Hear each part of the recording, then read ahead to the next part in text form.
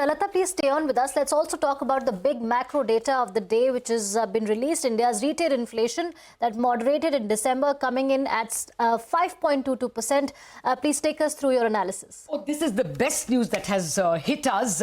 Maybe you may say the CPI is a sideshow at this point in time, but versus expectations of 5.3%, we've got a 5.22. So this is 2 months in a row that inflation is undershooting. In November as well, the polls were expecting between 5.5 and 5.6, and we got a 5.48. So this is 2 months in a row that inflation has undershot. Now it is even less than the Reserve Bank's third quarter, October-November forecast of 5.7. It's coming in a tad lower than that, more like 5.63 or thereabouts.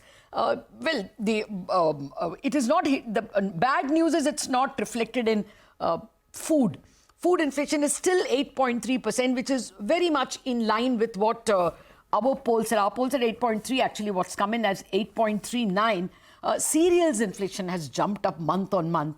Now, that's what comes as a surprise. Vegetables, year-on-year inflation is higher at about 26%. But month on month, the vegetables inflation has fallen.